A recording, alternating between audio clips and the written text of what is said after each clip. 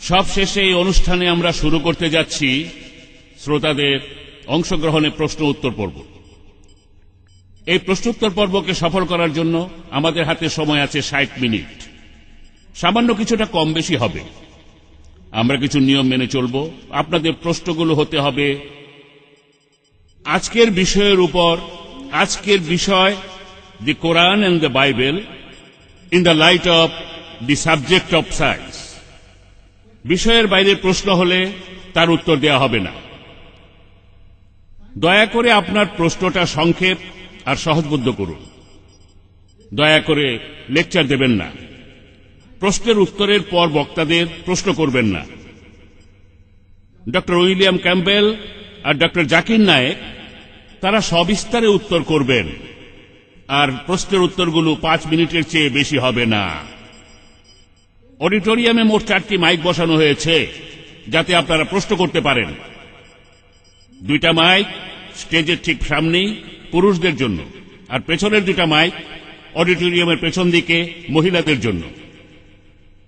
যারা doctor William ক্যাম্পবেলের উদ্দেশ্যে প্রশ্ন করতে চান তারা দয়া করে বাম দিকে মাইকটার কাছে আসেন। পুরুষরা সামনে আর মহিলারা পেছনে। আর যারা ডক্টর জাকির নায়েকের কাছে প্রশ্ন করবেন তারা দয়া করে আমার ডান দিকের মাইকের কাছে এসে দাঁড়ান। পুরুষরা থাকবেন সামনে আর মহিলারা থাকবেন পেছনে।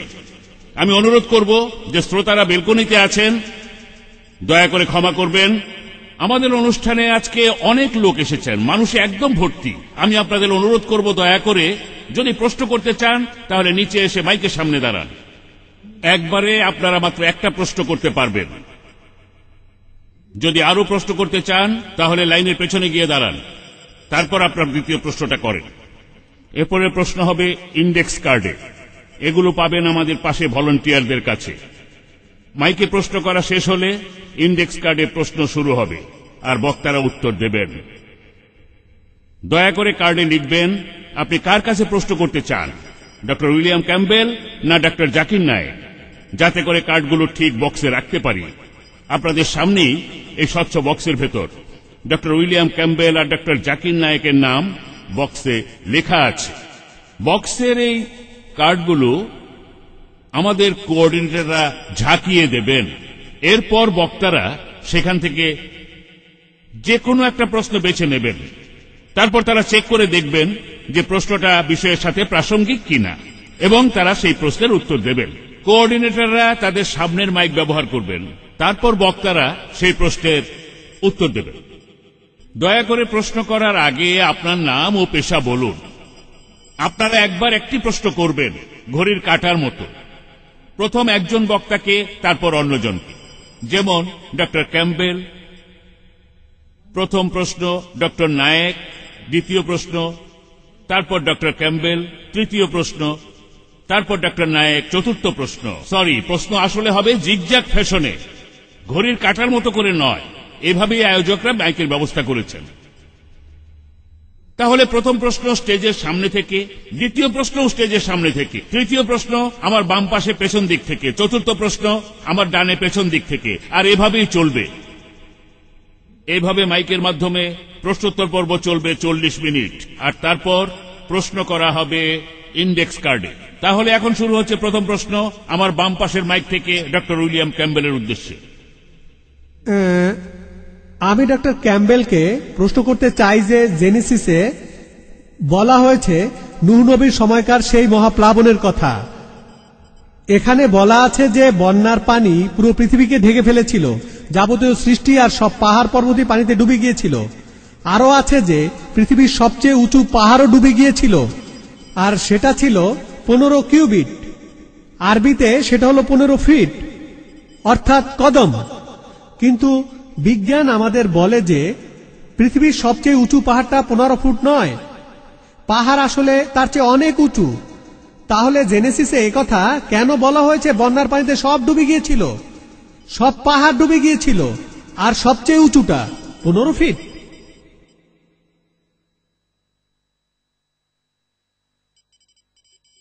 আপনার প্রশ্নের জন্য ধন্যবাদ। আমার ধারণা এই উচ্চতাটা হলো পাহাড়ের উপরের উচ্চতা। যদি সবচেয়ে উঁচু পাহাড়টা 3000 মিটার উঁচু হয়ে থাকে তাহলে বন্যার পানি তার 15 ফুট উপরে ছিল। যাই হোক, ভাই দয়া করে বক্তা উত্তর দেওয়ার সময় কোনো প্রশ্ন করবেন না, কোনো প্রশ্ন না প্লিজ। আপনার প্রশ্নটা করে থেমে যান, তারপর বক্তাকে ওনার মতো করে প্রশ্নের উত্তর দিতে দিন। ধন্যবাদ। আর আমি দেখতে পাচ্ছি যে পবিত্র কোরআনে ওই কথাটা বলা আছে, আর সেখানে ওইভাবে বুঝে নিতে হবে। সূরা হুদের 42 নম্বর আয়াত, পর্বত প্রমাণ তরঙ্গের মধ্যে সেই নৌকাটি তাহাদেহকে লইয়া বহিয়া চলিল। আর তারপর আরো আছে, তারপর এক জায়গায় নবীদের একটা তালিকা দেয়া আছে। নূহের আগে কোনো নবী আসেনি, আর তাই আমি জানি আদমও নবী হতে পারেন, কিন্তু আমি নূহের নামও তালিকায় পেয়েছি। আর আমার ধারণা কোরআনে একই কথা বলা আছে যে পুরো পৃথিবী ডুবে গিয়েছিল। হ্যাঁ ভাই, ডক্টর জাকিরের উদ্দেশ্যে প্রশ্ন। কোন ভলান্টিয়ার কি মাইকটা চালু করবেন?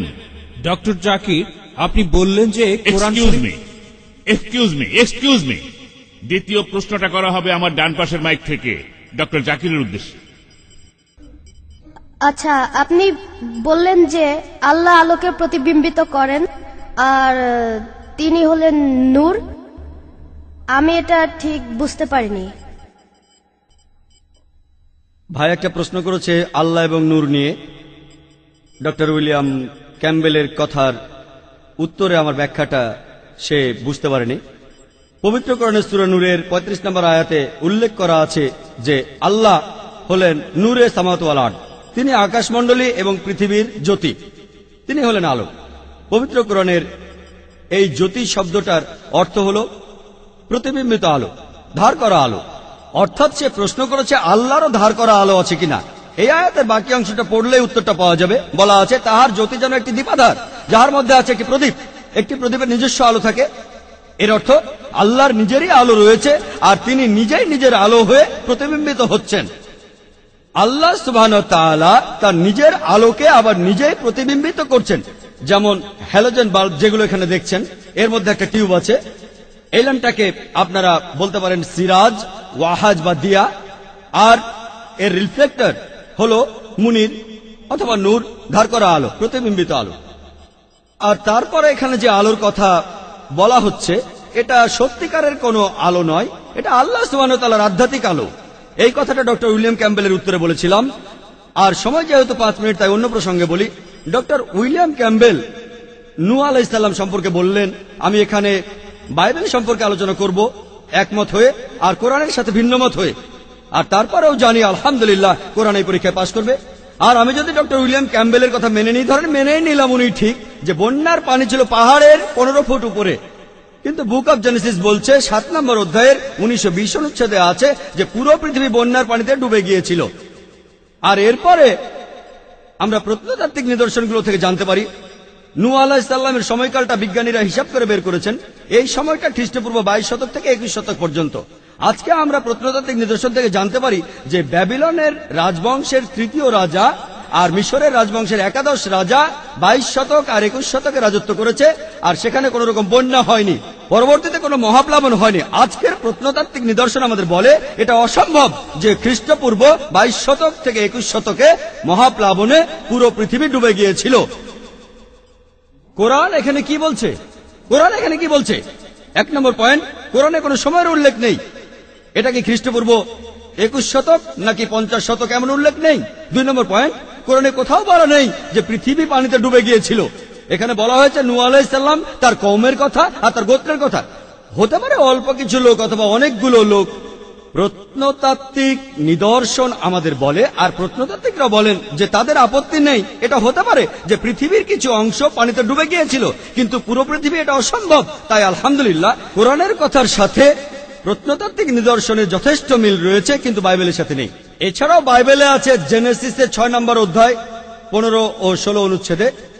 এখানে সৃষ্টিকর্তা নূহ আলাইহিস সালামকে বলছেন তুমি একটা নৌকা বানাও। নৌকার মাপটা দেওয়া আছে 300 কিউবিট লম্বা, 50 কিউবিট চওড়া আর 30 কিউবিট উঁচু। 1 কিউবিট মানে 1.5 ফিট। ভাই এটা ভুল বলেছিলেন, এটা হলো 1.5 ফিট। আর নতুন ইন্টারন্যাশনাল ভার্সনে আছে 450 ফিট লম্বা আর 75 ফিট চওড়া আর আনুমানিক 45 ফিট উঁচু। উচ্চতা হলো 30 কিউবিট। আমি এই নৌকাটার ঘনত্ব হিসেব করে বের করেছি। এই ঘনত্বটা প্রায় 15 লক্ষ কিউবিক ফিট, আর আয়তন হলো 33,750 স্কয়ার ফিট। আর বাইবেল বলছে নৌকায় 3টি তলা ছিল, প্রথম তলা, দ্বিতীয় তলা, তৃতীয় তলা। তাহলে 3 দিয়ে গুণ করলে আপনারা পাবেন 1,01,250 স্কয়ার ফিট।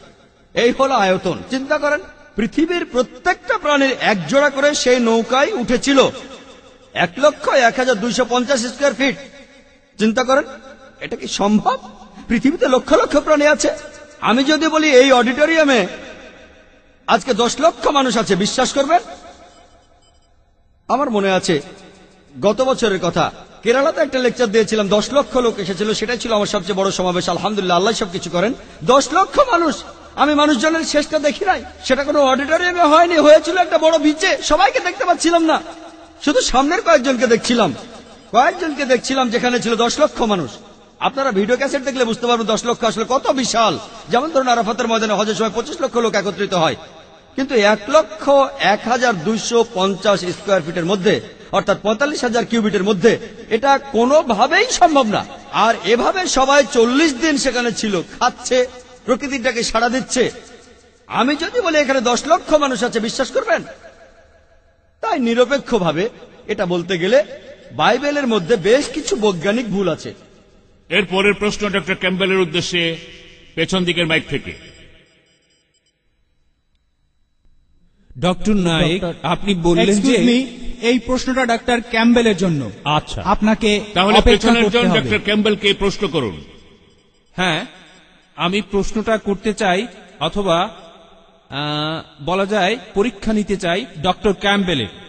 আপনাকে বাইবেলের সেই ফলসিফিকেশন টেস্টটা দিতে বলছি, যেটা আছে বুক অফ মার্কের 16 নম্বর অধ্যায়ের 17 ও 18 নম্বর অনুচ্ছেদে। আর আমাদের সবার সামনে প্রমাণ করে দেখান যে আপনি সত্যিকারের খ্রিস্টান বিশ্বাসী।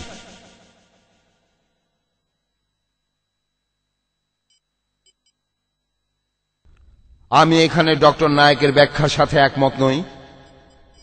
ঈশ্বর যীশু খ্রিস্টকেও পরীক্ষায় ফেলা হয়েছে, যেখানে শয়তান বলেছে যে তুমি ঈশ্বরের পুত্র হলে মন্দিরের উপর থেকে লাফ দাও, আর যীশু বললেন তোমার প্রভু ঈশ্বরকে কোনো পরীক্ষায় ফেলো না।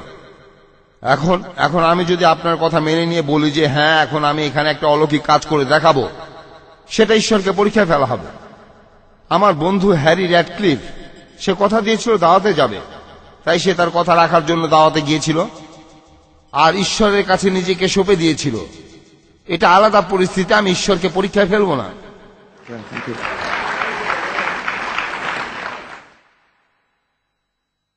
এবার পেছনের মাইক থেকে। হ্যাঁ বোন, উনি ডাক্তার নায়েককে প্রশ্ন করবেন নাকি এবার ক্যাম্বেল? পেছনের মাইকে। আপনি কি ডাক্তার নায়েককে প্রশ্ন করতে চান? হ্যাঁ, ঠিক আছে। Sister, please. আমার প্রশ্ন ডক্টর জাকির নায়েকের কাছে। খ্রিস্টানরা বৈজ্ঞানিকভাবে ট্রিনিটি দর্শনটার ব্যাখ্যা দেয়। এখানে তারা উদাহরণ হিসেবে বলে পানির কথা।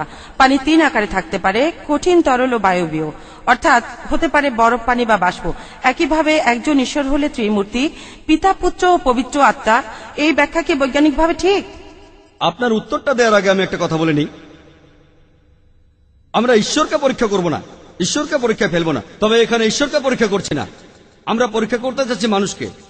আমরা ঈশ্বরকে পরীক্ষা করব না, তবে এখানে আপনাকে পরীক্ষা করছি। ঈশ্বর কথা দিয়েছেন যে কোনো বিশ্বাসী যদি বিষ পান করে সে মরবে না, বিদেশি ভাষায় সে কথা বলতে পারবে। ঈশ্বরকে পরীক্ষা করছেন, ঈশ্বর ঠিক বলেছেন, তিনি নিশ্চিত করবেন যাতে বিশ্বাসীরা কথা বলতে পারে। আমরা আপনাকে পরীক্ষা করছি আপনি বিশ্বাসী কিনা। এবার প্রশ্নে আসি। বোন বললেন যে অনেক খ্রিস্টানি বললেন বৈজ্ঞানিকভাবে তারা ট্রিনিটির ধারণা প্রমাণ করতে পারবে।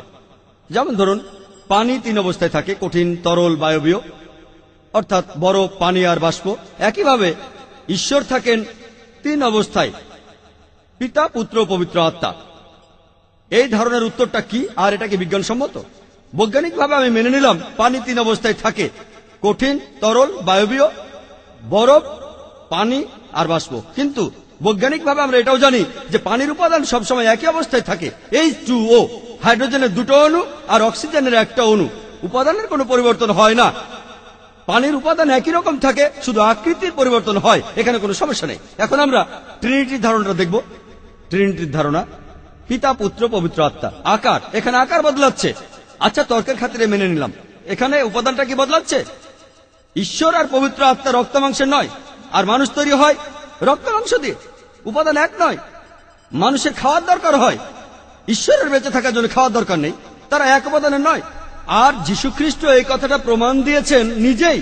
গসপেল অব লুকে 24 নম্বর অধ্যায়ের 36 অনুচ্ছেদ থেকে 39 অনুচ্ছেদে আছে, যীশু বলছেন যে আমার হাত পা দেখো, আমাকে স্পর্শ করে দেখো, কারণ আত্মার কোন রক্ত মাংসে শরীর থাকে না। তিনি বলছেন আমাকে স্পর্শ করে দেখো, আমার হাত পা দেখো, আত্মার কোন রক্ত মাংসে শরীর থাকে না। যিশু হাত বাড়িয়ে দিলেন, শিষ্যরা দেখলো, তার আনন্দ উৎফুল্ল হলো। যিশু তাদের বললেন তোমাদের কাছে খাওয়ার মতো কি কিছু আছে? তারা তাকে ঝলসানো মাছ আর মধু খেতে দিল। যিশু খেলেন কি প্রমাণ করার জন্য? তিনি কি ঈশ্বর? এই জন্য যে তিনি ঈশ্বর নন। খাবার খেলেন, রক্ত মাংসের শরীর, আত্মার কোন রক্ত মাংসের শরীর থাকে না। এতেই প্রমাণ হয় যে পিতা, পুত্র আর পবিত্র আত্মার উপাদানগুলো এক নয়। পিতা, যীশু খ্রিস্ট, পবিত্র আত্মা সব মিলিয়ে সৃষ্টিকর্তা। আর ট্রিনিটির এই মতবাদ, এই ট্রিনিটি শব্দটা বাইবেলের কোন জায়গায় খুঁজে পাবেন না। বাইবেলের ট্রিনিটি শব্দটা নেই, কিন্তু কোরআনের শব্দটা আছে।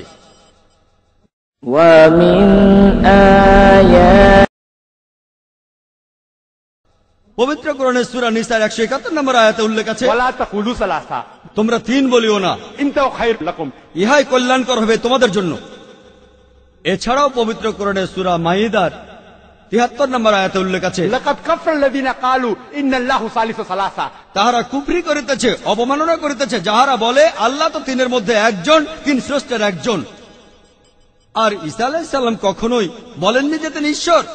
ট্রিনিটির এই মতবাদটা বাইবেলের কোথাও নেই।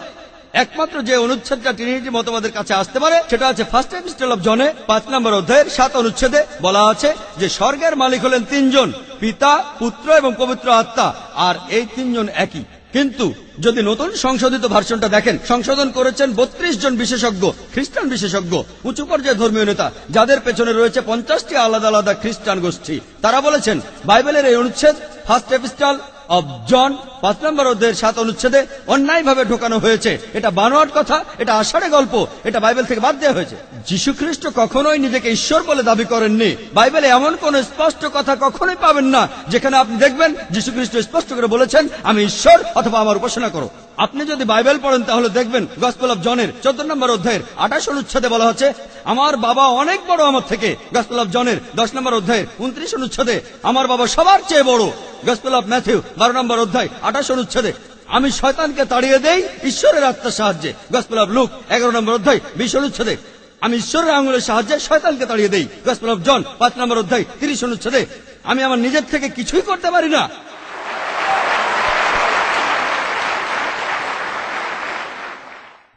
আমি নিজের থেকে কিছুই করতে পারি না। আমি এখানে থেকে বিচার করি, আর আমার বিচার সঠিক, কারণ আমি আমার ইচ্ছায় কাজ করি না, বাবার ইচ্ছায় কাজ করি।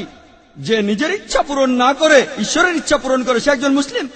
মুসলিম অর্থ যে মানুষ সৃষ্টিকর্তার কাছে নিজের ইচ্ছাকে সমর্পণ করে। যীশু খ্রিস্ট এখানে নিজেই বলেছেন আমার ইচ্ছা নয়, ঈশ্বরের ইচ্ছা পূরণ করি। তিনি ছিলেন মুসলিম, আর তিনি আলহামদুলিল্লাহ আল্লাহ তাআলার একজন প্রেরিত দূত। আমরা মানি, বিশ্বাস করি তিনি অলৌকিকভাবে জন্মেছিলেন, কোন পুরুষের ঔরসজাত ছিলেন না। বিশ্বাস করি তিনি ঈশ্বরের নির্দেশে মৃত মানুষকে জীবিত করেছেন। বিশ্বাস করি তিনি ঈশ্বরের নির্দেশে অন্ধ আর পঙ্গু মানুষকে সুস্থ করেছেন। আমরা যীশু খ্রিস্টকে সম্মান করি, তিনি সৃষ্টিকর্তার একজন প্রেরিত দূত, কিন্তু তিনি ঈশ্বর নন। আর তিনি ট্রিনিটি নামে কোনো কিছুর অংশ নন। ট্রিনিটি বলে কিছু নেই। কোরআন বলছে কুল হুয়াল্লাহু আহাদ, বলো তিনি আল্লাহ এক এবং অদ্বিতীয়। মাইকে আর কি প্রশ্ন করার আগে বলি, আমরা প্রথমে বলেছিলাম যে মহিলারা যেন পেছনের মাইকের কাছে যান, কিন্তু মহিলারা পেছনের মাইকের কাছে যাননি। এতে করে প্রশ্নগুলির মধ্যে ব্যালেন্স করতে আমাদের সমস্যা হচ্ছে। ঠিক আছে, আমরা তাহলে আমাদের আগের ঘোষণাটা ফিরিয়ে নিচ্ছি। মহিলারা যদি সামনে থেকে প্রশ্ন করতে চান তারা করতে পারেন। এখানে ব্যালেন্স করাটা আসলে জরুরি হয়ে পড়েছে, কারণ হলরুম একদম ভর্তি, আমরা বুঝতে পারছি। তাহলে এখন এখানে প্রশ্ন করবেন, প্রশ্নটা ডক্টর ক্যাম্বেলের জন্য করা হবে, আর পেছনের মাইক থেকে পুরুষরা প্রশ্ন করবেন ডক্টর জাকির নায়েকের উদ্দেশ্যে। একইভাবে মহিলাদের ক্ষেত্রে সামনের মাইকটা ডক্টর উইলিয়াম ক্যাম্বেলের জন্য, আর পেছনের মাইকটা ডক্টর জাকির নায়েকের জন্য। আপনারা কি ডক্টর জাকিরকে প্রশ্ন করতে চান? হ্যাঁ, আপনারা ডক্টর ক্যাম্বেলকে প্রশ্ন করবেন। ঠিক, মনে হচ্ছে শ্রোতারা নিজেরাই ঠিক করে নিয়েছেন, আমাদের কথা না শুনে নিজেরাই ঠিক করে নিয়েছেন। হলরুমে প্রচন্ড ভিড়, তাই আমরাও মেনে নিলাম। তাহলে এর পরের প্রশ্ন ডক্টর ক্যাম্বেলের উদ্দেশ্যে। ধন্যবাদ। হ্যাঁ ভাই। আসসালামু আলাইকুম। আলহামদুলিল্লাহ, প্রথম বলি সমস্ত প্রশংসা আল্লাহর, সমস্ত প্রশংসা এই মানুষ জাতির এক সৃষ্টিকর্তার। আজকের আলোচনা অনুষ্ঠানটা খুব আকর্ষণীয় ছিল। এই আলোচনায় আমরা সবাই এখানে উপস্থিত সব খ্রিস্টান মুসলমান দর্শক শ্রোতায় বেশ উপকৃত হয়েছি, সবারই উপকার হয়েছে। আর আমরা এখানে আজ এসেছি, এখানে আমাদের অনেক ভাই বোনই এসেছেন। প্রশ্ন করেন, প্রশ্ন। আচ্ছা বিসমিল্লাহ। আচ্ছা, আল্লাহ নামে বলছি। মন্তব্য করবেন না। আমার প্রশ্নটা হলো, আচ্ছা আজকে যে আলোচনা অনুষ্ঠানে আমরা এসেছি এতে সবারই উপকার হবে, আর তাই আমি ডক্টর ক্যাম্বেলকে প্রশ্ন করছি, আর তার পাশাপাশি আর আপনার সঙ্গীদেরও প্রশ্ন করছি, আজকের এই আলোচনায় কোনো পরিবর্তন কি এসেছে? আপনার চোখ কি এতে খুলেছে? বা অন্তত পক্ষে ইসলাম ধর্ম সম্পর্কে আপনার মনে কি কোনো আগ্রহ তৈরি হয়েছে? ধন্যবাদ।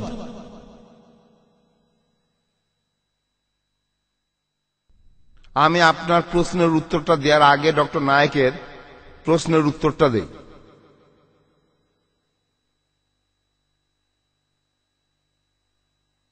ডক্টর নায়েক বললেন যে যিশু কখনোই নিজেকে ঈশ্বর দাবি করেননি। বুক অব মার্ক 14 অধ্যায় 61 অনুচ্ছেদ তিনি উত্তর দিলেন না। তারপর প্রধান পুরোহিত আবার প্রশ্ন করল, যিশুকে জিজ্ঞাসা করল, তুমি কি খ্রিস্ট, তার সন্তান যিনি আশীর্বাদ প্রাপ্ত? অন্য কথায়, তুমি কি খ্রিস্ট, তুমি ঈশ্বরের পুত্র? আর যিশু বললেন, হ্যাঁ আমি। তিনি বলেছেন যে তিনি ঈশ্বরের পুত্র, তিনি বলেছেন যে তিনি ঈশ্বর। আর বাইবেলও পরিষ্কার বলা আছে। আমি বুঝতে পারছি ডক্টর নায়েক তার সুবিধা মতো অনুচ্ছেদের উদ্ধৃতি দিচ্ছেন, সবগুলোর কথা বলছেন না। উনি আরো বলেছেন যিশু শুধু মানুষই ছিলেন, কিন্তু যিশু এটাও বলেছেন যে তিনি আর তার পিতা একই। বলা হয়েছে শুরুতে শুধুমাত্র একটা শব্দ ছিল, শব্দটা ঈশ্বরের সাথেই ছিল, শব্দটাই ঈশ্বর। আর ঈশ্বরই আমাদের মাঝে রক্ত মাংসের শরীর নিয়ে এসেছেন। যিশুর ব্যাপটিজমের সময় ঈশ্বর বললেন যে এই হলো আমার সুপ্রিয় পুত্র। যিশু সেখানেই ছিলেন, তার পবিত্র আত্মা নেমে এলো। পিতা, পুত্র আর পবিত্র আত্মা, এই ব্যাপারটা কোনোভাবে আমাদের মাথা থেকে গজায়নি। এই কথাটাই আমি এখানে বলতে চেয়েছিলাম। আর এখানে একজন বন্ধু প্রশ্ন করলেন, আমরা আজ অনেক কিছু শিখেছি, আর আমি সবসময় শিখতেই চাই। এখানে বলতে চাই, যিশু খ্রিস্টের পুনরুত্থানের সময় 500 জনেরও বেশি লোক সেটা সাক্ষী ছিল। যিশুর উপরই আমার বেশি ভরসা, আর মোহাম্মদ এসেছে তারও 600 বছর পরে, সাক্ষী মাত্র একজন। ধন্যবাদ। এবারের প্রশ্ন ডক্টর জাকিরের কাছে, পেছনের মাইকটা থেকে। বলুন বোন। ডক্টর ক্যাম্বেল প্রথমে কোরআন সম্পর্কে বেশ কিছু ভুল অভিযোগ আনলেন, বিশ্বজগৎ সম্পর্কে কোরআনের কথাগুলো, আর আপনিও সেগুলোর উত্তর দিলেন। তবে এখানে যেটা বলেননি, বাইবেলে পৃথিবীর আকার আর অন্যান্য বিষয়ে কি বলা হয়েছে? বোন প্রশ্ন করলেন যে বাইবেলে পৃথিবীর আকার সম্পর্কে যা বলা আছে আমি সেটা সময়ের অভাবে বলতে পারিনি, আর সময়ের অভাবে এখানে আরো অনেক কিছু আমি বলতে পারবো না। যা হোক, বোন জানতে চেয়েছেন বাইবেলে পৃথিবীর আকার সম্পর্কে কি বলা হয়েছে। আপনি দেখবেন বাইবেলের গসপেল অফ ম্যাথিউ 4 নম্বর অধ্যায় 8 অনুচ্ছেদে বলা আছে, ডক্টর উইলিয়াম ক্যাম্বেল শয়তানের সাথে যিশুর কথাবার্তা নিয়ে অনুচ্ছেদটা বলেছিলেন।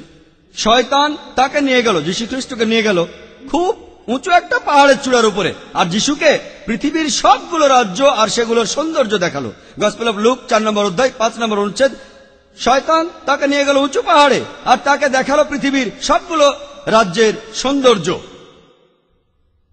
এখন আপনি যদি সবচেয়ে উঁচু পাহাড়ে ওঠেন, পৃথিবীর সবচেয়ে উঁচু পর্বত শৃঙ্গ মাউন্ট এভারেস্ট, আর ধরে নেন আপনার চোখের দৃষ্টি খুবই প্রখর, আর আপনি সেখান থেকে 1000 মাইল দূরে দেখতে পান, তারপরেও আপনি পৃথিবীর সবগুলো রাজত্ব কোনোভাবেই দেখতে পাবেন না, কারণ আমরা জানি যে আমাদের পৃথিবী গোলাকার। আপনি সেই রাজ্যগুলো দেখবেন না যেগুলো পৃথিবীর অন্য পাশে রয়েছে, শুধুমাত্র তখনই দেখতে পেতেন যদি পৃথিবী সমতল হতো। আর বাইবেলে এমন বিবরণী দেওয়া আছে যে পৃথিবী সমতল। আর এরপরে আবারও একই কথা আছে বাইবেলের বুক অব ড্যানিয়েল 4 নম্বর অধ্যায় 10-11 অনুচ্ছেদে বলা আছে, একটা গাছ লম্বা হয়ে আকাশে পৌঁছে গেল, আর গাছটা যখন আকাশে সীমা ছাড়িয়ে গেল, গাছটা এত বড় হলো যে পৃথিবীর প্রত্যেক প্রান্তে সব মানুষ সেই গাছটা দেখতে পেত। এটা শুধু তখনই সম্ভব হতো যদি পৃথিবীটা সমতল হতো। গাছটা অনেক লম্বা ছিল, আর পৃথিবীটা সমতল হলে এটা সম্ভব হতো। আজকে আমরা সবাই জানি যে পৃথিবীর আকার বর্তুলাকার, আপনি কোনোভাবেই গাছটা দেখতে পাবেন না, সেটা যত লম্বাই হোক না কেন, যদি আপনি বর্তুলাকার পৃথিবীর উল্টো পাশে থাকেন। এরপর বাইবেলে আরো উল্লেখ আছে, ফার্স্ট ক্রনিকলসে 16 নম্বর অধ্যায় 30 অনুচ্ছেদে, যে পৃথিবী গতিশীল নয়। এই একই কথা আছে বুক অব শামসে 93 অধ্যায় 1 অনুচ্ছেদে, যে সর্বশক্তিমান ঈশ্বর পৃথিবীকে থামিয়ে দিয়েছেন, যার অর্থ পৃথিবী গতিশীল নয়। আর নতুন ইন্টারন্যাশনাল ভার্সনে রয়েছে ঈশ্বর হস্তক্ষেপ করেছেন আর পৃথিবীকে থামিয়ে দিয়েছেন, যাতে করে পৃথিবী। 1 মিনিট। 1 মিনিট বাকি আছে নাকি চুপ করে থাকবো? ভাবলাম 1 মিনিট চুপ করে থাকতে বলছেন। ডক্টর উইলিয়াম ক্যাম্বেল বললেন, যীশুখ্রিস্ট বাইবেলের অনেক জায়গায় উল্লেখ করেছেন যে তিনি ঈশ্বর। আপনারা আমার ভিডিও ক্যাসেট দেখতে পারেন, concept of God in major religions, সেখানে সব রেফারেন্সের উত্তর পাবেন। এখানে শুধু রেফারেন্সগুলো বলছি যে তিনি উদ্ধৃতি দিয়েছেন আমি আর আমার বাবা এক। এটা আছে জনের 10 নম্বর অধ্যায় 30 অনুচ্ছেদে। আর শুরুতে একটা শব্দ ছিল, এটা আছে জনের 1 নম্বর অধ্যায়ের 1 অনুচ্ছেদে। এগুলো ভালোভাবে পড়লেই দেখতে পাবেন যীশুখ্রিস্ট কখনোই নিজেকে ঈশ্বর দাবি করেননি। আপনারা আমার ভিডিও ক্যাসেট দেখতে পারেন, হলের বাইরে কিনতে পাবেন, concept of God in major religions আর similarities between Islam and Christianity. সেখানে বিস্তারিত পাবেন যে যীশুখ্রিস্ট কখনোই নিজেকে ঈশ্বর দাবি করেননি। এবারে প্রশ্ন ডক্টর ক্যাম্বেলের কাছে, সামনের মাইকটা থেকে। আপনি পরীক্ষার কথা বললেন যে সত্যিকারের বিশ্বাসী বিষপান করে ফেললেও তার কিছুই হবে না। রাসপুটিন সম্পর্কে কি বলবেন, যাকে প্রচুর পরিমাণে বিষ খাওয়ানো হয়েছিল আর তাতেও সে মারা যায়নি, মারা গিয়েছিল রক্তক্ষরণে। সে ভালো খ্রিস্টান ছিল না, সে কামাসক্ত। এটার কি ব্যাখ্যা দেবেন? শুধুমাত্র ভালো খ্রিস্টানই বিষপান করে বেঁচে থাকবেন, এটার কি ব্যাখ্যা দেবেন? আমার মনে হয় না এটার কোনো ব্যাখ্যা করতে হবে। রাসপুটিন খ্রিস্টান ছিল না, তাই তার কি হয়েছিল সেটার সাথে বাইবেলের কথাগুলোর কোনো সম্পর্ক নেই।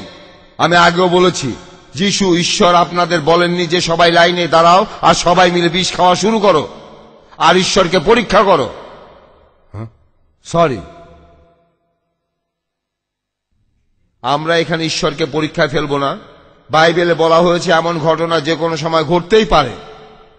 এর উদাহরণ হতে পারে পল যখন তার জাহাজটা ডুবে গেল আর উনি ডুবে যেতে যেতে অনেক কষ্টে উপরে উঠে আসলেন, দেখলেন যে উনি ভুল জায়গায় এসেছেন। তারপর আগুনের মধ্যে কাঠ দিচ্ছিলেন, একটা সাপ তাকে কামড়ালো, তার কিছুই হলো না, কিন্তু তিনি ঈশ্বরের পরীক্ষা নিচ্ছিলেন না, আগুনের মধ্যে কাঠ দিচ্ছিলেন। এটা প্রাসঙ্গিক না। কোনো মন্তব্য করবেন না প্লিজ। এরপরের প্রশ্ন পেছন থেকে ডক্টর জাকিরের কাছে। এক্সকিউজ মি, শুনুন ভাই, শুনুন স্যার, আপনি বলেন। আমি এখানে পৃথিবী যে গোল সে সম্পর্কে বলবো। আইজার 40 অধ্যায় 22 অনুচ্ছেদে বলা হয়েছে ঈশ্বর তার গোলাকার পৃথিবীর উপর বসে আছেন। হ্যাঁ ভাই, ডক্টর জাকিরের জন্য। ডক্টর নায়েক, আপনি বললেন যে কোরআন শরীফে নাকি কোথাও কোনো ভুল নেই। আমি কোরআনে 20টারও বেশি ভুল দেখতে পাচ্ছি, সেটা আরবি ব্যাকরণে। এখন তার কয়েকটা আমি আপনাকে বলছি।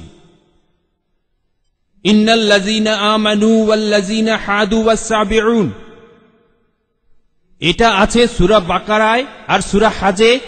ইন্নাল্লাযীনা আমানু ওয়াল্লাযীনা হাদু ওয়াস-সাবিউন, এখানে কোনটা ঠিক, সাবিউন নাকি সাবিউন? 1 নম্বর। 2 নম্বর হলো কোরআনে আছে, হ্যাঁ, কিন্তু এছাড়াও আরো আছে। সূরা তাহার 63 নম্বর আয়াতে ইন্না হাজানি লেসাহিরান, ভুল, ইন্না হাজাইনি লেসাহিরান। এটার কি ব্যাখ্যা দেবেন? এছাড়াও আমি আরো অনেক ভুলের কথা জানি। এক্সকিউজ মি, আমরা শুধু প্রথম প্রশ্নটা গ্রহণ করব, সময়ের অভাবে দ্বিতীয় প্রশ্নটা গ্রহণ করতে ঠিক পারছি না। আছে, ঠিক আছে। ভাই, আপনি খুব সুন্দর একটা প্রশ্ন করেছেন। আমি আরেকটু সহযোগিতা করতে চাই যে হ্যাঁ, আপনি সবগুলো ব্যাকরণগত ভুলের কথাই বলেন। আর আপনার হাতের বইটা লিখেছেন আব্দুল ফাদি। আব্দুল ফাদি ঠিক, ইজ দ্য কোরআন ইনফেলেবল? আমিও দেখতে পাচ্ছি, হ্যাঁ, আলহামদুলিল্লাহ, আমি ভালোই দেখতে পাই।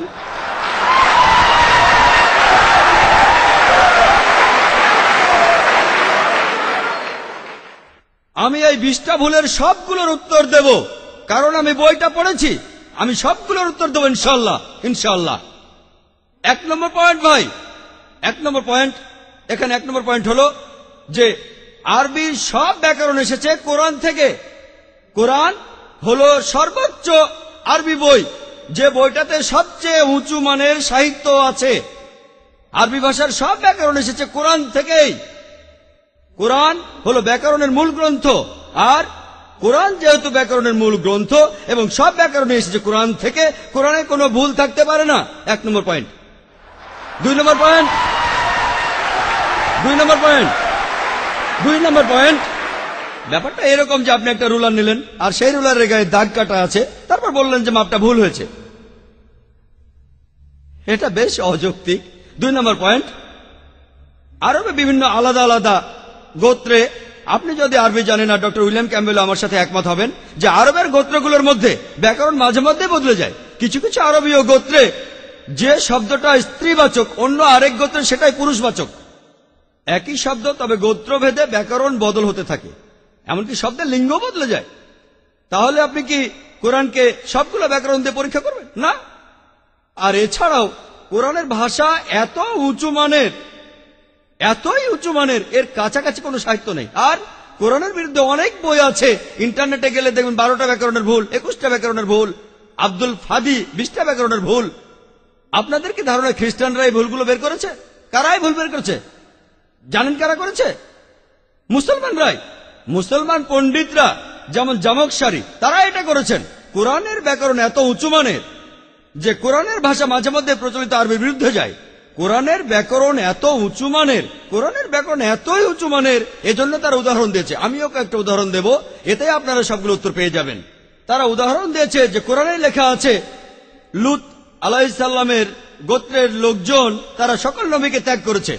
বলা আছে সব নবীকে তারা বর্জন করেছে। ডক্টর উইলিয়াম ক্যাম্বেল বললেন যে নূহ নবীর গোত্রের লোকজন তারা নবীদের ত্যাগ করেছে। আমরা ইতিহাস থেকে জানি যে মাত্র একজন নবীকে তাদের কাছে পাঠানো হয়েছিল। তাহলে এখানেও ব্যাকরণের ভুল আছে। কোরআনে বলা উচিত ছিল একজন নবীর কথা, বহুবচন না। আর আমি একমত, আর আমার আপনার মতো লোকের কাছে মনে হবে এটা ব্যাকরণের ভুল। কিন্তু যদি আপনারা আরবদের লেখা বইগুলো পড়ে থাকেন, কোরআনের আসল সৌন্দর্য কি? সৌন্দর্যটা হলো কোরআনে কেন একজন নবীর কথা না বলে নবীদের কথা বলা হয়েছে। আপনারা জানেন কেন? কারণ আমরা জানি যে সব নবীদের হেদায়েতের বাণী মূলত একটাই, যে ঈশ্বর একজনই, তাওহীদের বাণী, আল্লাহ সুবহানাহু ওয়া তাআলার বাণী। লূত আলাইহিস সালামের লোকজন এবং নূহ আলাইহিস সালামের লোকজন তাদের নবীকে ত্যাগ করেছিল, আর পরোক্ষভাবে নিজেদের নবীকে ত্যাগ করে তারা সব নবীদেরই ত্যাগ করেছিল।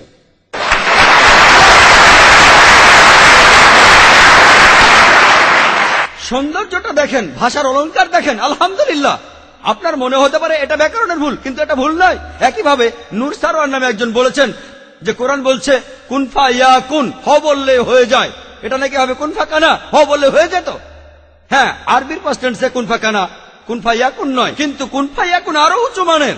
বলা আছে আল্লাহ তিনি ছিলেন, আছেন আর থাকবেন, অতীত, বর্তমান আর ভবিষ্যৎ। Thank you doctor Naik. এর পরের প্রশ্ন করবেন সামনের এই ভাই ডক্টর উইলিয়াম ক্যাম্বেলের উদ্দেশ্যে। ইয়েস ডক্টর ক্যাম্বেল, আমি আসলে খ্রিস্টান ধর্ম সম্পর্কে জানার জন্য আপনাকে প্রশ্নটা করছি। আমার প্রশ্নটা হলো, জন দা ব্যাপটিস্টের কাছে ব্যাপটাইজড হওয়ার পর 3 বছর যীশু খ্রিস্ট জেরুজালেমে ছিলেন। তাহলে যীশু খ্রিস্টান ধর্মে ঈশ্বরের পর সবচেয়ে ক্ষমতাবান ব্যক্তি, যিনি ঈশ্বরের পুত্র, তিনি তার প্রথম জীবনে মানব জাতির জন্য কি অবদান রেখেছেন? ধরেন 1 বছর বয়স থেকে 27-28 বছর বয়স পর্যন্ত তিনি কি অবদান রেখেছেন? প্রশ্নটা আসলে, এক্সকিউজ মি ডক্টর ক্যাম্বেল, এই প্রশ্নটা আসলে আজকের বিষয়ের সাথে প্রাসঙ্গিক নয়। পরের জন প্রশ্ন করেন। ডক্টর উইলিয়াম ক্যাম্বেল তার লেকচারের শুরুতেই জুলকারনাইনের কথা বললেন, আর বললেন কোরআনের সূরা কাহাফের 86 নম্বর আয়াত, আর বললেন যে জুলকারনাইন হলেন আলেকজান্ডার দ্য গ্রেট। আপনি কি কোনোভাবে প্রমাণ করতে পারবেন যে জুলকারনাইনই হলেন আলেকজান্ডার দ্য গ্রেট? আমি এই কথাটা পড়েছিলাম এই ইউসুফ আলী লেখা একটা বইয়ে। এটা ইম্পর্টেন্ট না যে সেই লোক আলেকজান্ডার দ্য গ্রেট নাকি অন্য কেউ। এখানে ইম্পর্টেন্ট হলো সূর্য কোনো পঙ্কিল জলাশয়ে অস্ত গমন করে না। কোরআনেও ঠিক এই কথাটাই বলা আছে। হ্যাঁ বোন, এবারের প্রশ্ন ডক্টর জাকিরের কাছে। আমি অনুচ্ছেদটা ঠিক মতো জানি না, তবে বাইবেলে কথা আছে ইউনুস যেমন 3 দিন 3 রাত মাছের পেটে ছিলেন, একইভাবে ঈশ্বরের পুত্র 3 দিন 3 রাত পৃথিবীর ভেতরে থাকবেন। যীশু খ্রিস্ট কি বৈজ্ঞানিকভাবে ইউনুসের এই নিদর্শনটা দেখিয়েছিলেন? বোন, আপনি যে অনুচ্ছেদটার কথা বলছেন সেটা আছে বাইবেলের গসপেল অফ ম্যাথিউ 12 নম্বর অধ্যায়ের 38 থেকে 40 অনুচ্ছেদে। যখন ইহুদিরা যিশুর কাছে গিয়ে বলল একটা নিদর্শন দেখান, অলৌকিক কিছু করে দেখান, যীশু খ্রিস্ট তখন তাদের বললেন, তোমরা অসৎ আর ব্যভিচারী জাতি, শুধু নিদর্শন খুঁজে বেড়াও, তোমাদের কোনো নিদর্শন দেখানো হবে না, শুধু ইউনুসের নিদর্শন বাদে। যেভাবে নবী ইউনুস 3 দিন এবং 3 রাত তিমি মাছের পেটের মধ্যে ছিলেন, সেই একইভাবে ঈশ্বরের পুত্র 3 দিন এবং 3 রাত পৃথিবীর বুকের মধ্যে থাকবেন। ইউনুসের নিদর্শন, নবী ইউনুসের উদাহরণ দিয়ে যিশু এক কথায় সব বুঝিয়ে দিয়েছেন। আর আপনারা যদি ইউনুসের নিদর্শনটা পড়েন, বুক অব জোনা 2 পৃষ্ঠার অধ্যায়, আর বেশিরভাগ লোকই জানেন, যদি ভালো করে দেখেন ইউনুস 3 দিন 3 রাত ছিলেন, কিন্তু যীশু খ্রিস্ট কতদিন ছিলেন? আর আমরা এটা গসপেল থেকে জানতে পারি, তাকে ক্রুশবিদ্ধ করা হয়েছিল, ধারণা করা হয়, ধারণা সন্ধ্যা হওয়ার পর তাকে ক্রুশ থেকে নামানো হয় আর একটি সমাধারে রাখা হয়। আর রবিবার সকালে যখন লোকজন সেই সমাধিতে গেল, সমাধারটা তখন একদম খালি।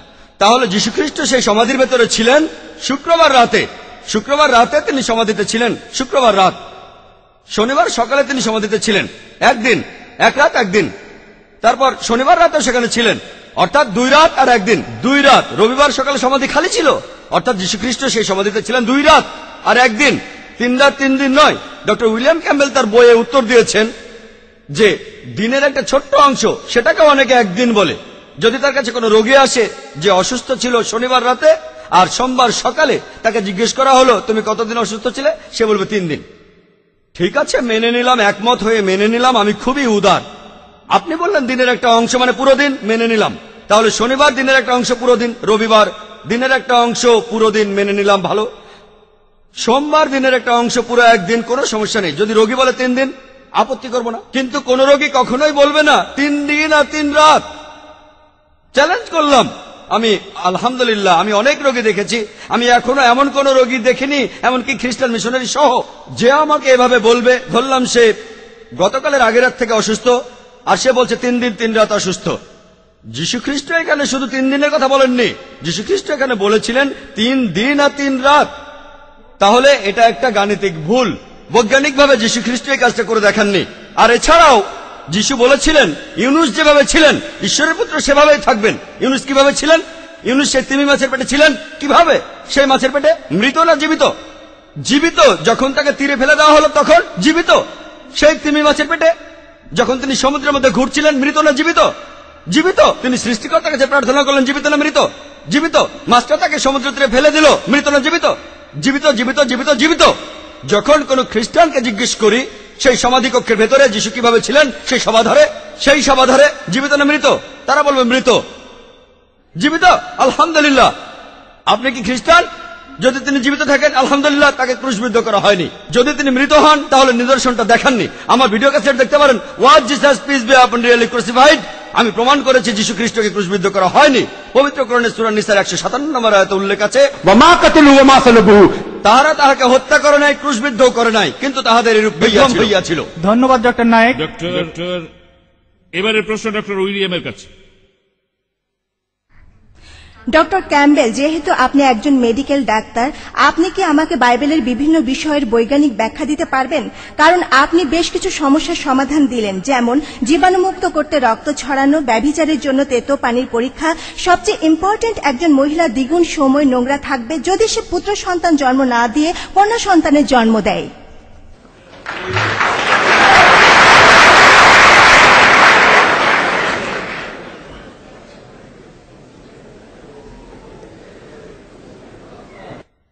আপনার প্রশ্নের উত্তর দেওয়ার চেষ্টা করব, তবে তার আগে ডক্টর নায়েকের কথার উত্তরে আমি এখানে একটু ঝগড়া করে নেই।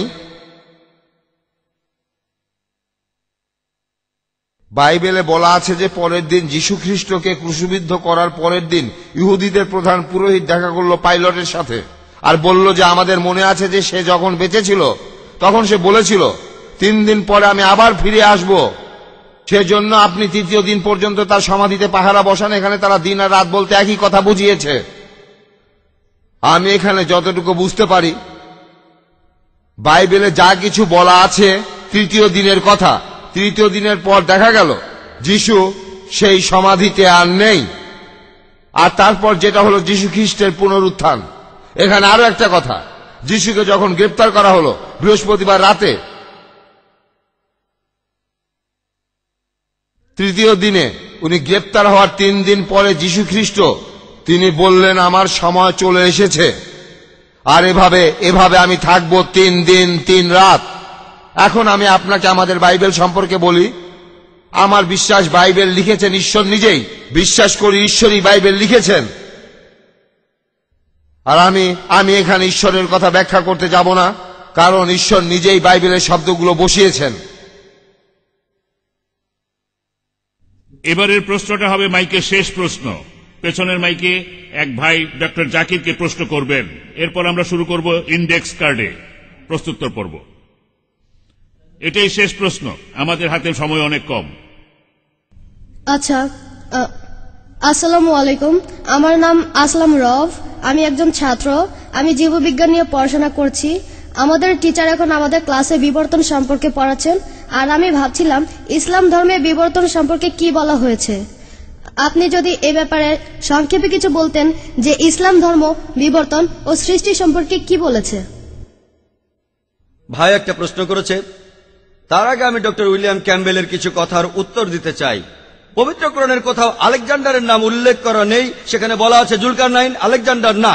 যদি কোনো লেখক এই ভুল করে থাকেন, এটা তাহলে সেই লেখকের ভুল। মানুষ এখানে ভুল করেছে, ঈশ্বর কোনো ভুল করেননি।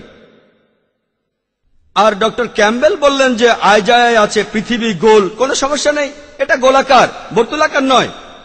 এক জায়গায় বাইবেল বলছে সমতল, আরেক জায়গায় বলছে গোলাকার। যদি দুটো অনুচ্ছেদে মেনে নেন, সেটা দেখতে ডিস্কের মতো হবে। দেখেন, এটা কি পৃথিবীর মতো দেখতে? এটা গোলাকার আর সমতল, এটা পৃথিবীর আকার নয়।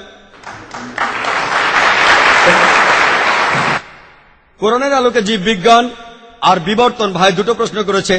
আমি জানি না দুটোর উত্তর দিতে পারবো কিনা। আচ্ছা দেখা যাক, কোনটা, প্রথমটা না দ্বিতীয়টা, জীববিজ্ঞান না বিবর্তন? বিবর্তনটাই ভালো হবে। আপনি ঠিক করবেন নাকি? সে বিবর্তনের প্রশ্নটা তো সেই করেছে, সে কথাই বলছি। দুটো প্রশ্ন, প্রথমে জীববিজ্ঞান পরে বিবর্তন। 10 মিনিট সময় দিলে দুটোর উত্তর দেবো। আপনাকে 5 মিনিটের মধ্যে এর উত্তর দিতে হবে। আপনার সময় শুরু হলো। আচ্ছা ঠিক আছে, আমি মিস্টার স্যামুয়েল নামানের কথাই মেনে নিচ্ছি। আমি শুধু বিবর্তনের কথাই বলবো। বিস্তারিত জানার জন্য আমার ভিডিও ক্যাসেট দেখতে পারেন, কোরআন অ্যান্ড মডার্ন সায়েন্স। আমরা যখনই বিবর্তনের কথা বলি, বেশিরভাগ লোকই ডারউইনের থিওরির কথা বলে। আর চার্লস ডারউইন সমুদ্র ভ্রমণ করেছিলেন বিগল নামে একটি জাহাজে, আর তিনি গ্যালাপাগোস নামে একটি দ্বীপে গিয়েছিলেন। সেখানে অনেক পাখিকে খুঁটে খেতে দেখে লক্ষ্য করলেন যে পাখিগুলো ঠোঁট লম্বা। তখনই প্রাকৃতিক নির্বাচনের কথা ভাবলেন। তবে ডারউইন থমাস থমটন নামে এক বন্ধুকে চিঠি লিখেছিলেন, এটা 19 শতকের কথা। তিনি লিখেছিলেন, এই প্রাকৃতিক নির্বাচনের পক্ষে কোনো প্রমাণ আমার হাতে নেই, কিন্তু এই থিওরিটা থাকলে আমি প্রজনন তত্ত্ব আর আরো অনেক কিছুর ব্যাখ্যা করে দেখাতে পারবো। ডারউইনের থিওরি আসলে প্রমাণিত সত্য নয়, এটা শুধুই একটা থিওরি। আর আমি আমার লেকচারে খুব পরিষ্কার করে বলেছি, কোরআন কোন থিওরির বিপক্ষে যেতে পারে, কারণ থিওরি তার পথ বদলাতে পারে, তবে কোরআন কোন প্রতিষ্ঠিত সত্যের বিরুদ্ধে যাবে না। আর স্কুলে থাকতে আমাদের শেখানো হয়েছে ডারউইনের থিওরি একটা বৈজ্ঞানিক সত্যি, এটা ঠিক নয়। এই থিওরির পক্ষে কোনো প্রমাণ নেই, এখানে অনেক ফাঁক আছে। আর কেউ কেউ তাদের বন্ধু বা সহকর্মীদের সাথে ঠাট্টা করে একথাও বলে, তুমি যদি ডারউইনের সময় পৃথিবীতে থাকতে তাহলে তার থিওরিটা প্রমাণ হয়ে যেত। আসলে বলা হচ্ছে তাকে দেখতে বাদরের মতো। ডারউইনের থিওরিতে অনেক ফাঁক আছে। আর আমি মানুষের পূর্বপুরুষদের কথা জানি, হোমিনিডরা, দাল্লুসি, অস্ট্রালোপিথেকাস, আর তারপরে হোমো ইরেক্টাস, নিয়ানডার্থালম্যান, ক্রোম্যাগনন। আরো জানতে চাইলে আমার ভিডিও ক্যাসেট দেখেন। মলিকুলার বায়োলজিতে ফ্রান্সিস ক্রেগের কথা অনুযায়ী এটা একেবারে অসম্ভব যে পৃথিবীতে মানুষ বাঁদর থেকে এসেছে। ডিএনএ কোডিং এ বলে এটা অসম্ভব। আপনারা আমার ভিডিও ক্যাসেট দেখতে পারেন, সেখানে বিস্তারিত আছে। কিছু ব্যাপারে আমার কোনো আপত্তি নেই। জীববিদ্যার ব্যাপারে পবিত্র কোরআনে সূরা আম্বিয়া 30 নম্বর আয়াতে উল্লেখ করা আছে যে আমি প্রাণবান সবকিছু সৃষ্টি করলাম পানি হইতে, তবু কি ওরা ইমান আনিবে না? আজকে আমরা জানি যে পৃথিবীর সব প্রাণী তাদের প্রাথমিক উপাদানে কোষের মধ্যে থাকে সাইটোপ্লাজম, আর এর 90% হলো পানি। পৃথিবীর সব ধরনের প্রাণীর শরীরে 50 থেকে 90% পানি থাকে। চিন্তা করেন, আরবের সেই মরুভূমিতে কে এভাবে ভাবতে পারতো যে সব প্রাণী পানি দিয়ে তৈরি? কোরআনের কথা বলেছে 1400 বছর আগে। আর তারপর ধন্যবাদ ডাক্তার নায়েক। ধন্যবাদ। এবার আমরা শুরু করছি ইন্ডেক্স কার্ডের প্রশ্নোত্তর। আর এখানে আমাদের সামনে বক্স আছে ডক্টর ক্যাম্বেলের জন্য, এই বক্সটা ডক্টর জাকির নায়েকের জন্য। আমরা বক্সটা ঘুরিয়ে দিচ্ছি, সামনে তাদের নাম লেখা আছে, যাতে করে তারা এই প্রশ্নগুলো দেখতে না পায়।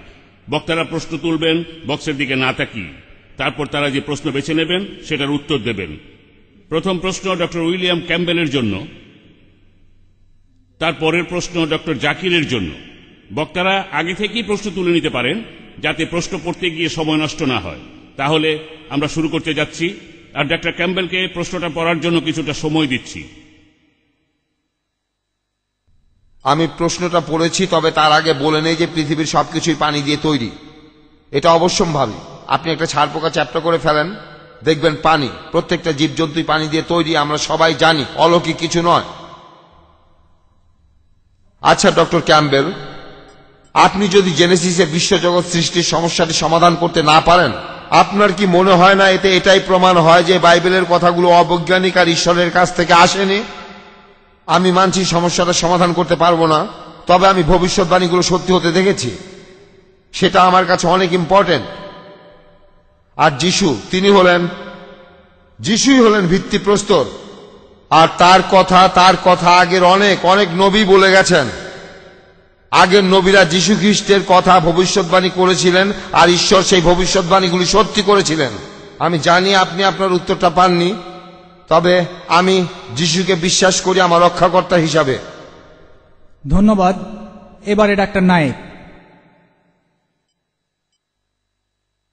মূল রচনা আর অনুবাদ দুটো আলাদা ভাষা, অর্থ দুই রকম হতে পারে। বাইবেলের ইংরেজিটা কি মূল রচনা নাকি অনুবাদ? এটা কি বৈজ্ঞানিকভাবে প্রমাণ করা যায় যে মূল রচনা আর অনুবাদ এক? ঈশ্বর কি মুসা আলাইহিস সালাম আর ঈসা আলাইহিস সালামকে ইংরেজিতে আসমানি কিতাব পাঠিয়েছিলেন? এটা খুবই ভালো প্রশ্ন। মূল রচনা আর অনুবাদ কি একই জিনিস হতে পারে? না, মূল রচনা আর অনুবাদ হুবহু একরকম হবে না, কাছাকাছি আসতে পারে। আর অনুবাদ সম্পর্কে মৌলানা আব্দুল মজিদ দরিয়াবাদী বলেছেন, পৃথিবীতে যে বইটা অনুবাদ করা সবচেয়ে কঠিন সেটা হলো পবিত্র কোরআন। কারণ কোরআন শরীফের ভাষা এত অলংকারপূর্ণ, এই ভাষা এত উঁচুমানের, এতই মহান, আর আরবি একটা শব্দের অনেকগুলো অর্থ আছে। এজন্য কোরআনের অনুবাদ করা সবচেয়ে কঠিন কাজ। এ দুটো হুবহু এক নয়।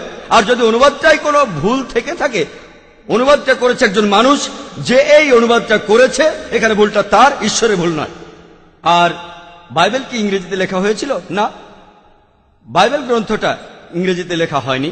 আসলে ওল্ড টেস্টামেন্ট হিব্রুতে আর নিউ টেস্টামেন্ট গ্রিক ভাষায় লেখা হয়েছে। আর যদিও যীশু খ্রিস্ট কথা বলতেন হিব্রু ভাষায়, তবে নিউ টেস্টামেন্টের যে মূল রচনাটা আছে সেটা গ্রিক ভাষায়।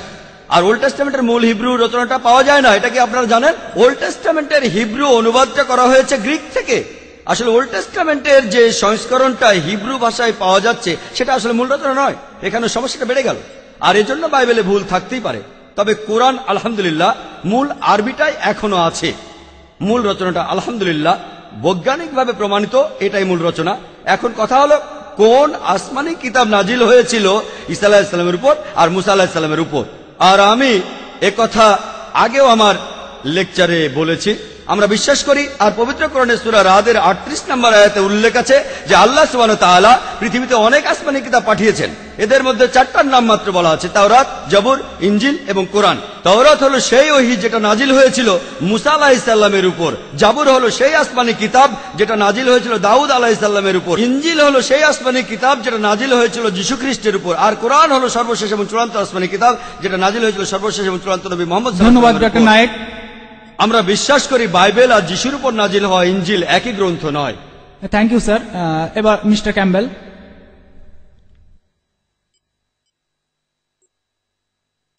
তবে বর্তমানে ইনজিল সবসময় অবিকৃতই ছিল।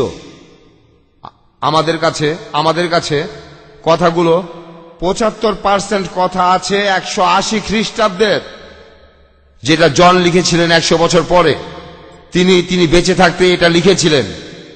সেই সময় যারা বেঁচে ছিল তারা জনের কথাগুলো বিশ্বাস করেছিল। সত্যি প্রমাণ আছে, সবকিছুই আছে, সবকিছুই বাইবেলে সত্যি কথাই বলা হয়েছে। এবারে প্রশ্নটা বলি, আপনি যে প্রবাবিলিটির অঙ্কটা দেখালেন, আপনার হিসাবটা অসাধারণ, ধন্যবাদ। কিন্তু আপনি জানেন যে ঈশ্বর, তার কাছে এটা কিছুই না। ঈশ্বর হলেন সর্বশক্তিমান, আর তিনি তার ইচ্ছা মতো চলতে পারেন, সে ধনী বা গরিব হোক অথবা অন্য কিছু। তাহলে আপনার এই প্রবাবিলিটির দরকারটা কি? যিশু গরিব ছিলেন, আর মনোনীত ছিলেন। তিনি বলেছেন যে ঈশ্বরের পুত্রের কারো সাহায্যের প্রয়োজন নেই। আমি ঠিক বুঝতে পারছি না, এটার সাথে আমার হিসাবটার অপ্রাসঙ্গিকতা বুঝতে পারছি না। হিসাবটা ছিল কতজন মানুষ এই ভবিষ্যৎবাণীগুলো সত্যি করতে পারত। আমি ভেবেছিলাম আপনাদের বুঝতে সুবিধা হবে। ধন্যবাদ। ধন্যবাদ। এবারে ডাক্তার নায়েক।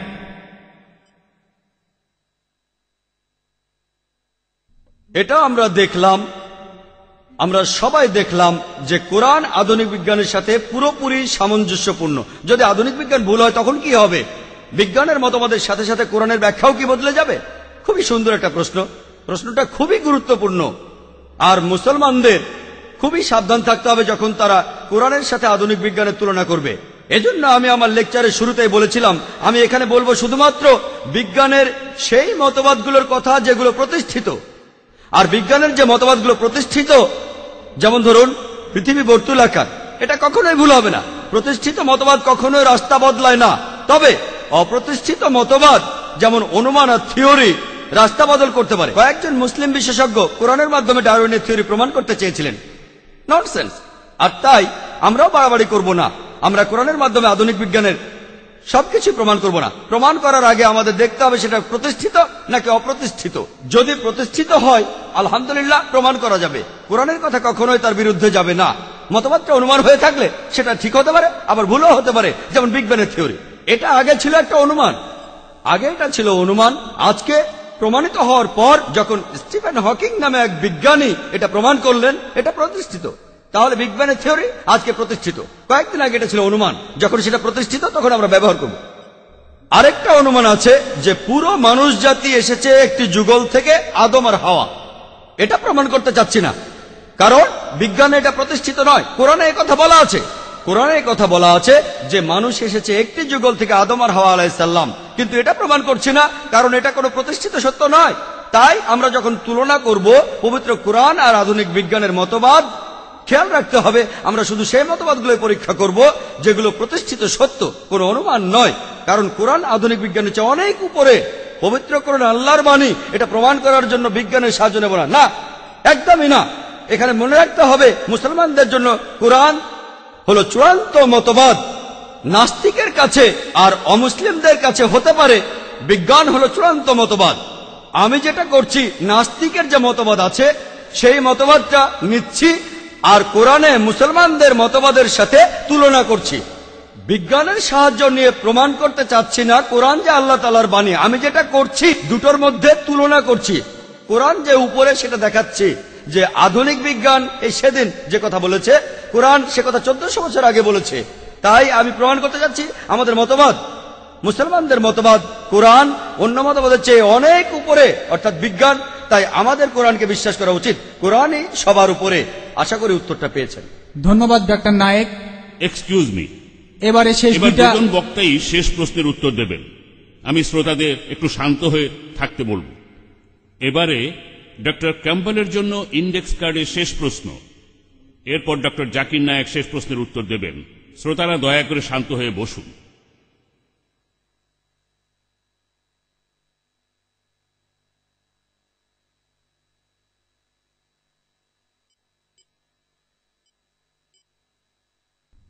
এটাও একই প্রশ্ন, মানে আগের প্রশ্নটাই। ডক্টর ক্যাম্পবেল এখানে ডক্টর নায়েকের সাথে একমত যে বাইবেলে ভুল রয়েছে, এটার কোনো সমাধান নেই। তার অর্থ কি এই ডক্টর ক্যাম্পবেল মেনে নিলেন বাইবেলে ভুল আছে? সুতরাং এটা ঈশ্বরের কথা নয়। বাইবেলে এমন অনেক কথা আছে যেগুলোর ব্যাখ্যা দিতে পারবো না। এই মুহূর্তে আমার কাছে কোনো ব্যাখ্যা নেই। আর আমি অপেক্ষা করব যে ভবিষ্যতে হয়তো আমরা এগুলোর ব্যাখ্যা করতে পারবো। এমন অনেক প্রত্নতাত্ত্বিক আবিষ্কার হয়েছে যেখানে বাইবেলের কথাই সত্যি হয়েছে বিভিন্ন শহরের ব্যাপারে, আর কে রাজা ছিল এমন কিছু ব্যাপারে। এটাতেই প্রমাণ হয় যে বাইবেলের ইতিহাস সম্পর্কে সত্যি কথাই বলা আছে। Thank you doctor Campbell. আর কোন গাণিতিক ভুল কি খুঁজে পাওয়া যাবে পবিত্র বাইবেলের, নাকি বাইবেল না কোরআন, সরি, আর কোন গাণিতিক ভুল কি খুঁজে পাওয়া যাবে ইসলাম ধর্মে? আর কোন গাণিতিক ভুল? এটা কি বাইবেল না ইসলাম বুঝতে পারছি না, দুটোরই উত্তর দিচ্ছি। এখানে বলা হচ্ছে আরো কোনো ভুল, তাহলে এটা বাইবেল, কারণ বাইবেলের ভুলের কথাই বলছি। আর ইসলামের কথা বললে পবিত্র কোরআনের সূরা নিসার 82 নম্বর আয়াতে উল্লেখ আছে, أفلا يتدبرون القرآن ولو كان من عند غير الله لوجدوا فيه اختلافا كثيرا। তবে কি তাহারা কোরআন সম্পর্কে অনুধাবন করে না? যদি ইহা আল্লাহ ব্যতীত কারণ ঘটিতে আসিত তবে উহাতে অনেক অসঙ্গতি থাকিত, কোরআনে কোনো অসঙ্গতি নেই। বাইবেলের অন্য ভুল সম্পর্কে যদি বলি, 5 মিনিট সময় কম হয়ে যায়, এমনকি 5 দিন সময় যদি পাই তাও হয়তো পারবো না। যা হোক, মাত্র কয়েকটা কথা বলছি। এর উল্লেখ আছে 2 কিংসে 8 অধ্যায় 26 অনুচ্ছেদে বলা হয়েছে যে আহাজিয়া সে 22 বছর বয়সে রাজ্য শাসন শুরু করে।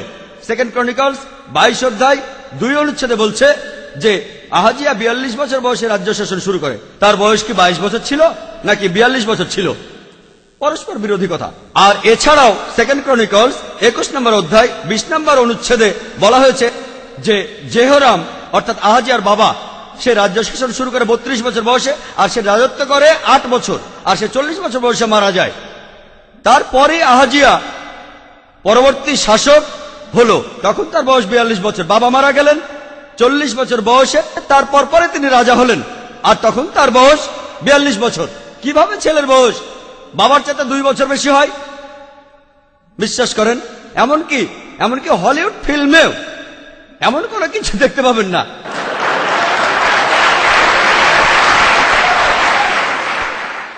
হলিউডের ফিল্মে আপনি ইউনিকর্ন দেখতে পারেন, যেটার কথা আমি আগে বলেছি। ককাট্রাইস দেখতে পারেন, বাইবেলেও বলা আছে ককাট্রাইস, আর দেখতে পারেন ড্রাগন, দেখতে পারেন সাপ।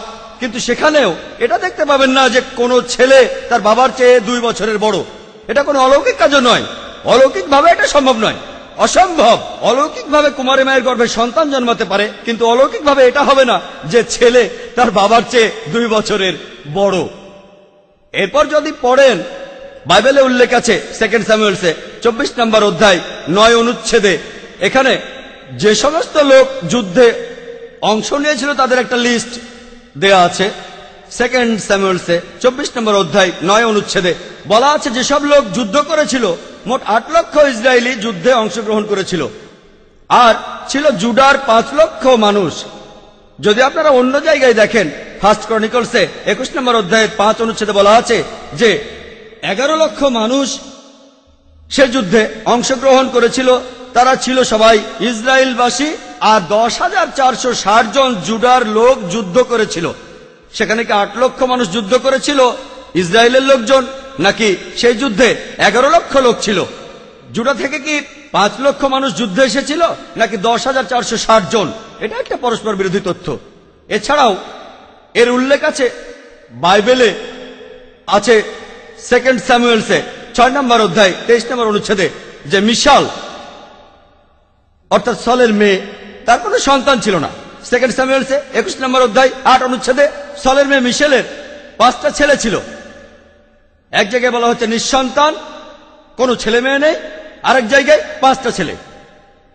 এরপর যদি আপনি পড়েন বাইবেলের গসপেল অফ ম্যাথিউ 1 নম্বর অধ্যায় 16 নম্বর অনুচ্ছেদে বলা হচ্ছে যীশু খ্রিস্ট এবং তার বংশ পরিচয় সম্পর্কে। এছাড়াও বলা আছে লুকের 3 নম্বর অধ্যায় 23 অনুচ্ছেদে যে যীশু খ্রিস্টের বাবা জোসেফ, তার বাবা হলো জেকব। ম্যাথিউ 1 নম্বর অধ্যায় 16 অনুচ্ছেদে, আর লুকের 3 অধ্যায় 23 অনুচ্ছেদে যিশুর বাবা জোসেফ আর তার বাবা ছিল হিলি। এখন যিশুর বাবা জোসেফের কি 2 জন বাবা ছিল? যার 2 জন বাবা তাকে আপনারা কি বলে ডাকেন? জোসেফের বাবা কি হিলি নাকি তার বাবা জেকব? একদম পরিষ্কার কথা। আপনাকে অনেক ধন্যবাদ।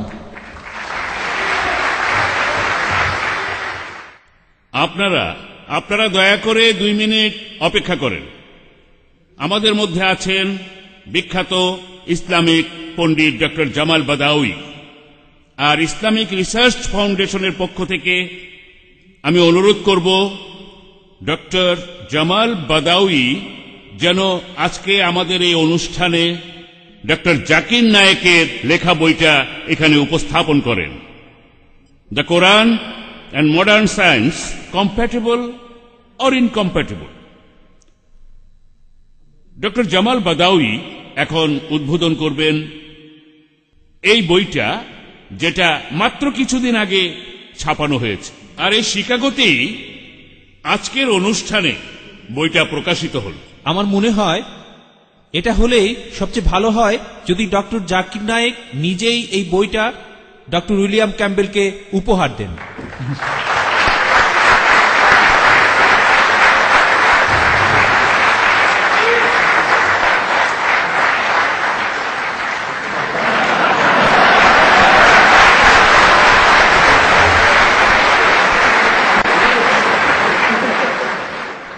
এই বইটার খুব কম সংখ্যক কপি আমাদের কাছে আছে, তাই আমরা শুধু অমুসলিম অতিথিদের অনুরোধ করব, আপনারা আগ্রহী থাকলে এই অনুষ্ঠান শেষে অডিটোরিয়াম থেকে যখন বের হবেন তখন আপনারা বইটা সংগ্রহ করতে পারেন। আমরা খুবই আনন্দিত হব এবং কৃতজ্ঞ থাকব। এবার অনুষ্ঠান শেষ করার আগে ডক্টর সাবিল আহমেদ শ্রোতাদের উদ্দেশ্যে কিছু বলবেন। আবারও ইসলামিক সার্কেল অব নর্থ আমেরিকার পক্ষ থেকে আমি উপস্থিত শ্রোতাদের সবাইকে ধন্যবাদ জানাচ্ছি। আরো ধন্যবাদ জানাচ্ছি উপস্থিত অতিথিদের আমাদের এই অনুষ্ঠানটি সুন্দরভাবে শেষ করতে পারার জন্য। সুবহানাকা আল্লাহুম্মা ওয়া বিহামদিকা ওয়া আশহাদু আল্লা ইলাহা ইল্লা আনতা ওয়া নাস্তাগফিরুকা ওয়া আনতুবু ইলাইহি। আসসালামু আলাইকুম ওয়া রাহমাতুল্লাহি ওয়া বারাকাতুহু।